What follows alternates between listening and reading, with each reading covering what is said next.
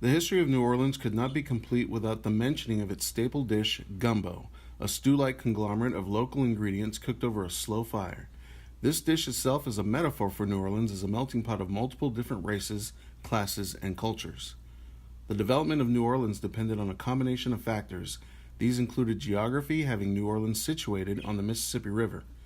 New Orleans' development was predicated on the creation of its port that transformed its economy and allowed an influx of immigrants into the city to take jobs in the port and surrounding city. As these new industrial migrants clashed with more traditional populations, changes in the city, such as its cuisine and music, created a new cultural identity that embraced the old Creole, Cajun, and more modern communities. Despite a marrying of ethnicities, including African and French cultures, segregation and Jim Crow racism persisted. Patterns of industrialization in northeastern cities, New Orleans was slower to industrialize into a modern economy from a plantation slave-based economy. After the abolishment of slavery in 1865, New Orleans struggled to shift away from a slave-based economy to one of industrialization. Louisiana was a plantation economy that was highly dependent on the Mississippi to move its exports of mainly cotton and sugar down to its port city of New Orleans. Once slavery was abolished, the plantation economy was forced to move over to a sharecropping economy, which was a new form of agricultural labor that kept its past slave population tied to the land and allowed the economic success of plantation owners to continue. Rural work in Louisiana was based on the growth and distribution of cotton and sugar. The work was also fairly seasonal in waterfronts where the summertime was particularly bad. Along the Mississippi River, there were approximately 26 cotton presses that were beneficial for planters who used the steamboat services of the Mississippi River. Once all the products arrived to the urban center of New Orleans, large numbers of laborers and unskilled workers made up the transportation and commercial workforce. Many of the unskilled laborers handled the unloading and transportation of commodity goods that arrived in New Orleans. Slightly better work belonged to scalemen who handle weighing and reweighing cotton. One of the best occupations went to cotton classers, who were a relatively small group and highly paid. They sorted and graded cotton by its color, cleanliness, and fiber length. The workers in the ports of New Orleans consisted of black and white laborers that managed to form unions that were not racially divided, which was highly unusual due to the heavy segregation in the South. Most of New Orleans dock workers faced a stark choice: ally across racial and occupational lines or suffer the consequences of division.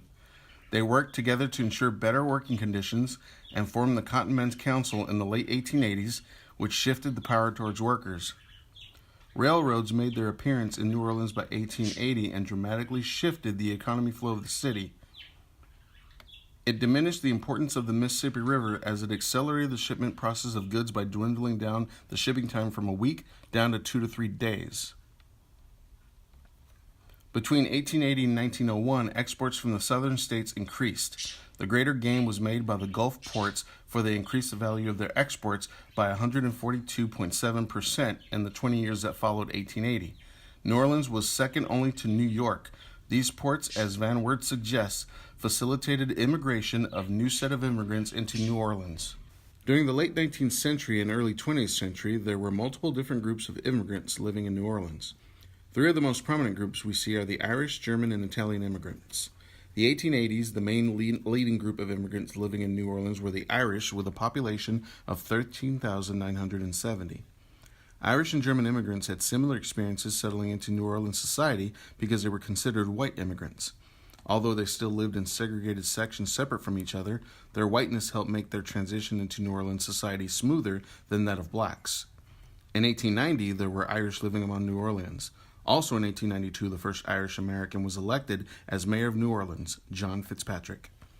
By the mid-1890s, there's a halt in Irish immigration, causing a decrease in the Irish American population. German immigration during the 1890s started to decrease. There were still native-born German New Orleans, but the influx that had reached its peak in the 1860s diminished due to the railroads and better economic opportunities in California and New York. German theaters and German presses began to diminish. Churches and schools were transformed from German to English-speaking institutions, and the increasing prosperity and declining German ethnic identification dispersed German residential enclaves, which in turn further diminished ethnic interaction in the economic, political, and recreational aspects of neighborhood life, leading to further spatial dispersion. Louisiana and New Orleans attracted more Italian immigrants than any other state in the South. This was due to the fact that New Orleans had a similar climate to Italy, the maritime port in New Orleans, and cosmopolitan traditions. Farmers wanted Italians as workers due to their thriftiness and hard work ethic. Even with the new flood of immigrants, Italian immigrants faced racism from both the Irish and German immigrants in New Orleans. This came to a head when in 1891, 9 Italian immigrants were illegally lynched for the murder of a police officer. All 3 of these immigrants groups struggled to work together in this new urban space of industrialization on the Mississippi. Jim Crow laws were the new legalization of maintaining the black population in their subordinate position in society. Blacks had to navigate the line of finally being freed from bondage while still being forced to walk on eggshells. This was especially true for black women. Black women had to navigate the advances of white men. The story of Hattie McRae showcases this. McRae denied the sexual advances of a white police officer in 1931. In anger at her rejection, the officer shot and killed Miss McRae. The white media tried to put the blame on McRae and dehumanized her, while the black press showcased her respectability. The officer was put on trial and given the death penalty. This was a huge victory for the black community, and it seemed black women had finally earned a voice. Alas, this didn't last long, as the officer was retried and was then convicted of insanity. With the sentencing, they effectively silenced violence against black women and restored Jim Crow. White women still had to deal with sexism, but were given more opportunities to be leaders as opposed to black women who dealt with both sexism and racism on a daily basis. Some of the women leaders started to fight against the segregation of the Methodist churches. They set up houses and churches in the growing urban spaces of New Orleans. They took the reign and started to receive recognition for it. Before, they were only seen as pastor helpers, but newspapers were now calling them the leaders of the movement. They were able to, in some aspects, rise above their sex, while black women were only seen by their sex and how little it was valued. Due to this influx of new cultures melding with the local cultures, we see new urban spaces emerge. The popularized French Quarter became the center of New Orleans. In this new urban space, we see new forms of entertainment, such as the creation of jazz and the ever-popular Fat Tuesday tradition of Mardi Gras. We see a place where new flavors of life and food come alive. The newly arriving immigrants to New Orleans created competition amongst the unskilled laborers, as well as the arrival of industrial machinery that displaced skilled workers. Because of job losses and Jim Crow laws that segregated and alienated the African American community, there was a necessity for the expression of sadness, anger, and frustration that came in the form of jazz music. Although jazz descended from the black community, it wasn't necessarily played or listened to solely by blacks. Jazz was a blending of improvised parts that allowed a great freedom of expression, spontaneity, and fun. It offered a musical communication that appealed to the participation of all races. A top performance site for jazz bands was the Pythian Temple Roof Garden. The Pythian Temple clients were mainly blacks, demonstrating a cross-section of New Orleans black middle and upper classes. Yet there were instances where black bands were hired to play for white audiences. A growing social acceptance for jazz allowed for an emergence of white jazz bands that incorporated this band music and made it into their own versions. White New Orleans jazz bands developed a flashier version. Although jazz had been first played by blacks in New Orleans, jazz didn't become fully recognized nationally until the White New Orleans Jazz Band toured and recorded music, making jazz the national music of the Roaring Twenties. This shows a clear issue of how something isn't deemed acceptable until whites take it as their own. Although jazz started off as a collective form of music that gave way to a connection that allowed blacks and whites to interact through musical expression, the rise of rigid segregation due to Jim Crow caused a decline in this interaction. Even though New Orleans was less segregated than most of the other southern cities, this rise in segregation prohibited the interaction of musicians who were participating in the same form of music, setting up a division between black and white jazz musicians. Music in New Orleans is a big factor in the shaping of its society. Music is found everywhere in social events, parades, political rallies, athletic events, church festivals, weddings, and even funerals. Music is the center of New Orleans that was prominent in the Mardi Gras festival. Mardi Gras was created by a combination of different black ethnic groups in New Orleans. It was started as a way for the Mardi Gras Indians to have something as their own. It was a combination of Caribbean, French, African, and Native American cultures and traditions. Mardi Gras has a much deeper meaning in the social fabric of New Orleans, yet that didn't mean there wasn't division between the tribes. According to Alan Fields, a prominent historian, there was conflict between uptown blacks that descended from Virginia or Saint Domingue in Haiti and downtown blacks, or those that descended from slaves from the Senegal River Basin. Mardi Gras Indians would carry out acts of violence against rival tribes for supremacy. In time, this shifted from bodily harm to competitive duels of fashionable elegance and dance. In a city and state where the scars of slavery were still raw, blacks came together to form a new identity and create new traditions, traditions that have stood the test of time and have expanded the limits of migration and black culture. Even though Mardi Gras was started as a coming together of black cultures, it soon became clear that the whites of New Orleans would not be left out. There was the idea of Southern royalty, which was the royal court of Mardi Gras. The entire court was completely white, especially the queen. With these new populations creating these new spaces, the rise of the subculture of voodoo starts appearing. Voodoo had been brought over by black slaves from the country of Benin. Voodoo was a religion that was very concerned with its practitioners and even helped them find jobs in times of economic crisis. Voodoo was also one of the few places in the time that was completely matriarchal. Voodoo queens and priestesses reigned supreme. Voodoo only began to be seen as evil and criminal due to the fact that it was a black religion, so whites turned it into a negative and taboo subculture of religion. This view of voodoo being a negative and taboo thing has lasted the test of time and is still seen as evil and on the dark side.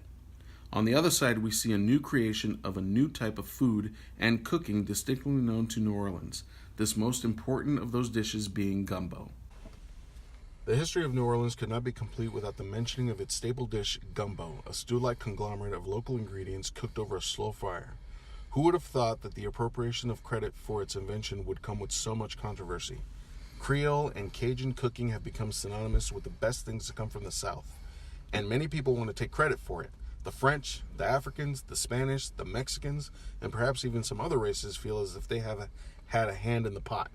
However, there is no consensus over who exactly gets credit for the dish. Yet the reality is that everyone is right and also everybody is wrong. There is a sad reflection of humanity in this dish. How something so beautiful can be turned because of the arrogance and ignorance. There is something reminiscent of how we view each other as human inhabitants of this earth. No one wants to share and everyone wants to claim it as theirs. The history of gumbo shows us that the world belongs to everyone and that everyone has a hand in the pot. It shows us that if we work together, share information and techniques, that we can not only survive but thrive as a people. So how did we get here? How did we go from gumbo being commercialized in restaurants today to the connection shared with the ancestors of Southerners? According to Oxford American, a reputable magazine of the South in the origin myth of New Orleans cuisine, the first noted history of gumbo comes from a 1764 court document uncovered by prominent historian Gwendolyn Midlo Hall, author of Africans in Colonial Louisiana. The arrest record reads, Comba and Louison, both Mandingo women in their 50s, were vendors selling cakes and other goods along the streets of New Orleans. They maintained an active social life, organized feast where they ate and drank very well, cooked gumbo file and rice, roasted turkeys and chickens, barbecued pigs and fish, smoked tobacco, and drank rum. Africans are first documented as creating the dish, although it is shared culturally with Spanish, French, and Indian alike. It must be noted, however, that Creole cuisine is thought to have been established well before this documentation. In fact, the word gumbo is derived from the word for okra in many Bantu languages and is a common ingredient found in several African dishes. Likewise, it is also argued that the word may have derived from the Choctaw Indians for sassafras. In any case, both can be found in old Louisiana recipes, but never both at once because of their use as thickeners. Using both was believed to create a consistency so viscous it would thicken blood. Gumbo is generally believed to be a Creole creation, meaning of French or Spanish descent, but even that does not come without controversy, as some credit it is as Cajun dish too. There is distinction between Creole and Cajun, although both have been erroneously used interchangeably. The Cajuns are a distinct group of people who were exiled from Canada in 1755 for their Catholic beliefs from an area called Acadia. They settled west of New Orleans in a swampy area that cut them off from the rest of their surroundings, and thus they were able to preserve a lot of their ancestral culture in the form, language, and food. Cajuns were resourceful in their cooking, often using local fowl for protein, and substituted or added ingredients to traditional French dishes. The result was one that is not as refined or renowned as Creole. Gumbo was traditionally prepared in homes, according to author Eileen Julian. Mostly people didn't especially go to restaurants to order gumbo because they were eating it at home. Gumbo was family, a tedious process. It was meant to be prepared and shared with others, not eaten in restaurants and commonly bastardized as it is today. There were not many restaurants in Louisiana during the period after the Civil War and through industrialization, and even fewer that served blacks. Antoine still operates and is America's oldest single-family restaurant, founded in 1840 as a French Creole boarding hotel. There you can eat at the table your ancestors ate at. Gumbo is so much more than an order number on a menu. It's a tradition and connection to the past that many try to claim as their own. But who it belongs to matters less as much as what it means to be American in its evolution. The French Quarter was a space that allowed for urbanization, while the staple dish of gumbo became synonymous with Louisiana. Both of these are metaphors for the city of New Orleans. The construction of the French Quarter and gumbo and its inclusion of various elements created a fusion of multiple ethnicities and cultures. Close to 300,000 Italian immigrants, mostly from Sicily, entered New Orleans in 1884. At this time, the upper-class residents of the French Quarter had moved uptown, leaving the freshly arrived immigrants to establish themselves in the surrounding neighborhoods. They opened corner markets where they sold their goods in the French market. Eventually, the quarter was given the unofficial name of Little Palermo, after the capital of Sicily. Tourism is what made the popularization of the French Quarter, but it was not the heart of the city any longer. The city had started to move out past Canal Street, and we see the new heart of the city as the industrial center to the west. New Orleans was without question the most cosmopolitan city in the South, the product of a multiplicity of ethnic and cultural traditions. It contained the largest proportion of foreign immigrants of any regional urban, 6.7% in 1920, and Italians were particularly prominent. Significant Negro settlement along the urban fringe was disrupted by the streetcar, which enabled blacks to live near the central business district and the formerly swampy areas between the white residential sections, and still travel to their places of work. New Orleans was on the path to becoming an industrial, modern southern city. Even with a shift in the economy, the addition of the railroads, the creation of new urban spaces, the creation of new entertainments, and a mixing of cultures, New Orleans, like the rest of the South, was still slower than the North to fully industrialize. The issues of Jim Crow laws and the geographical size of the South were two of the leading factors that caused this upward battle to industrialization. The South struggled to adjust to the freedom of blacks. Despite all these struggles, New Orleans, like its famous gumbo, remained a melting pot of beautiful and diverse cultures.